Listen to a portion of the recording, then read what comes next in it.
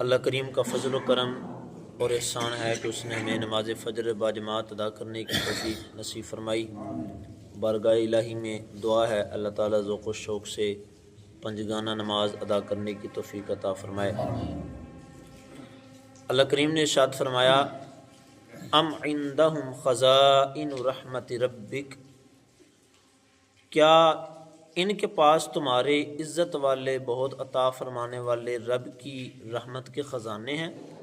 ام عندہم خزائن رحمت ربک العزیز الوہاب، کیا ان کے پاس تیرے رب کی رحمت کے خزانے ہیں کہ جو بڑا عزت والا اور بڑا عطا فرمانے والا ہے؟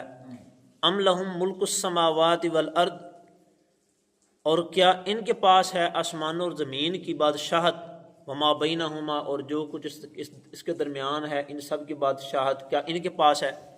فَلْيَرْتَقُوا فِي الْأَسْبَابِ، تو پھر تو انہیں چاہیے کہ رسیوں کے ذریعے چڑھ جائیں۔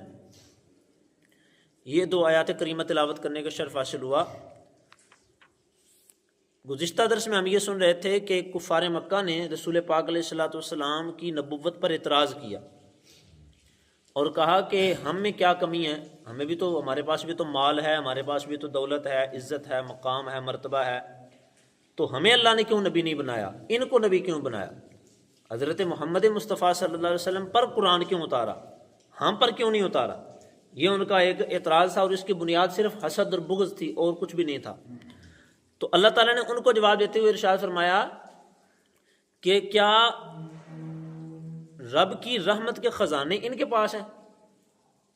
کیا آسمان و زمین کی بادشاہت ان کے پاس ہے کہ جس کو یہ چاہیں گے اسے ہم نبی بنائیں گے، جسے یہ چاہیں گے اس پر ہم قرآن اتاریں گے؟ رب کی رحمت کے خزانے بھی رب کے پاس ہیں اور آسمان و زمین کی بادشاہت بھی رب کے پاس ہے۔ اللہ تعالیٰ جسے چاہے گا، جو چاہے گا عطا فرمائے گا، کوئی روک ٹوک کرنے والا نہیں ہے، کوئی اعتراض کرنے والا نہیں ہے۔ اللہ تعالیٰ جس کو جو چاہے عطا فرمائے۔ تو ساری رحمت کے خزانے، رب کی ساری رحمت کے خزانے رب کے پاس ہیں۔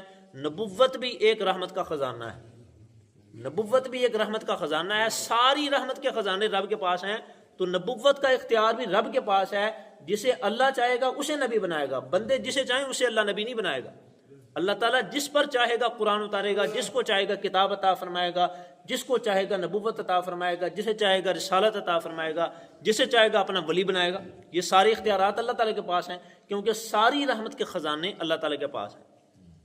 ان آیات طیبات کے تحت دو باتیں صرف عرض کروں گا۔ پہلی بات تو یہ کہ اللہ تعالیٰ جسے جو چیز عطا فرمائے اسے تسلیم کرنا چاہیے، اسے مان لینا چاہیے کہ اللہ تعالیٰ نے اس کو عطا فرمائی ہے۔ اس کی میں ایک مثال حدیث پاک سے پیش کرتا ہوں۔ رسول پاک علیہ الصلوۃ والسلام ایک مرتبہ تشریف لائے، صحابہ کرام کا مجمع تھا اور صحابہ کرام آپس میں گفتگو کر رہے تھے۔ کسی صحابی نے کہا کہ حضرت آدم علیہ الصلوۃ والسلام صفی اللہ ہیں، کسی صحابی رسول نے کہا کہ حضرت نوح علیہ السلام نجی اللہ ہیں، کسی نے کہا حضرت ابراہیم علیہ الصلوۃ والسلام خلیل اللہ ہیں، کسی نے کہا حضرت اسماعیل علیہ السلام ذبیح اللہ ہیں، کسی نے کہا حضرت موسیٰ علیہ السلام کلیم اللہ ہیں، کسی نے کہا حضرت عیسیٰ علیہ السلام روح اللہ ہیں۔ تو جب رسول پاک علیہ السلام تشریف لائے تو آپ نے ان کی باتیں سنی اور فرمایا کہ اے میرے صحابہ، جس طرح تم نے کہا بالکل ایسا ہی ہے۔ حضرت آدم علیہ السلام صفی اللہ ہیں، کوئی شک نہیں، حضرت نوح علیہ السلام نجی اللہ ہیں، کوئی شک نہیں، حضرت موسیٰ علیہ السلام کلیم اللہ ہیں، کوئی شک نہیں، حضرت عیسیٰ علیہ السلام روح اللہ ہیں، کوئی شک نہیں، لیکن فرمایا کہ سن لو میں حبیب اللہ ہوں، میں اللہ کا حبیب ہوں۔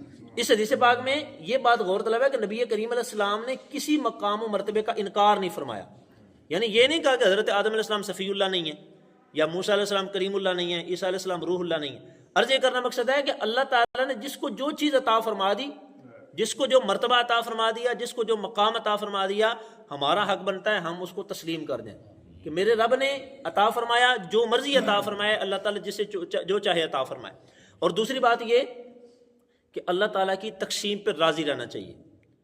بعض لوگوں کی عادت ہوتی ہے کہ وہ اپنے سے اوپر والوں کو دیکھ کر تو ہمیشہ ساری زندگی وہ احساس کمتری میں گزار دیتے ہیں اور اپنے آپ کو کمتر سمجھتے ہوئے گزار دیتے ہیں کہ مجھے اللہ تعالیٰ نے کیا دیا ہے، فلانے بندے کو اتنی نعمتیں ہیں، فلانے بندے کو اتنے اللہ تعالیٰ نے پلاٹ دیے ہیں، فلانے بندے کو اللہ تعالیٰ نے یہ عطا فرمایا، یہ عطا فرمایا۔ کسی شاعر نے کہا کہ لمحہ لمحہ ہے مجھ پر نبی کی عطا، لمحہ لمحہ ہے مجھ پر نبی کی عطا، دوستوں اور مانگوں میں مولا سے کیا، کیا یہ کم ہے کہ میرے خدا نے مجھے اپنے محبوب کا امتی کر دیا؟ کیا یہ کم ہے؟ اگر اور کچھ بھی نہ ملے تو سب سے بڑا انعام ہی اللہ تعالیٰ کا یہ ہے کہ اللہ نے ہمیں اپنے محبوب کا امتی بنا دی. لیکن اس کے باوجود اللہ تعالیٰ نے بے شمار نعمتیں عطا فرمائی ہیں. اگر بندہ غور کرے، اور پھر اگر کسی کے پاس نعمتوں کی کمی بھی ہے تو رسول پاک علیہ الصلوۃ والسلام نے یہی تعلیم ارشاد فرمائی کہ اس سے اللہ تعالیٰ کی رضا پہ راضی رہنا چاہیے. جے سونا میرے دکھ وچ راضی تو میں سکھ نو چلے پاؤں. اللہ تعالیٰ اگر مجھے اس طرح رکھنا چاہتا ہے تو میں اس طرح راضی ہوں. اور رسول پاک علیہ الصلوۃ والسلام نے ایک بڑی پیاری حدیث پاک ہے، ارشاد فرمایا کہ ارضا بما قسم اللہ لک تکن اغنى الناس. فرمایا کہ حضرت ابو ہریرہ سے نصیحت کرتے ہوئے رسول پاک علیہ السلام نے فرمایا، اے ابو ہریرہ، اگر تم اللہ کی تقسیم پہ راضی ہو جاؤ نا، اللہ تعالیٰ نے جس کو جو تقسیم کیا ہے، جس کو جو عطا فرمایا ہے، اس پہ راضی ہو جاؤ تو تم سب سے بڑے مالدار بن جاؤ گے. یعنی سب سے بڑا غنی بن جائے گا وہ آدمی کہ جو بندہ اللہ کی تقسیم پہ راضی رہنا سیکھ جاتا ہے. اور اس کا انعام کیا ملتا ہے؟ بڑی پیاری حدیث پاک رسول پاک علیہ الصلوۃ والسلام فرماتے ہیں کہ من رضی من اللہ بالیسیر من الرزق رضی اللہ منہ بالقلیل من العمل. رسول پاک علیہ السلام نے فرمایا کہ جو بندہ اللہ کے دیے ہوئے تھوڑے رزق پر راضی ہو جائے گا، جو بندہ اللہ کی تھوڑی دی ہوئی روزی پر راضی ہو جائے گا، تو قیامت والے دن اللہ تعالیٰ اس کے تھوڑے عمل پہ راضی ہو جائے گا. کتنا بڑا انعام ہے.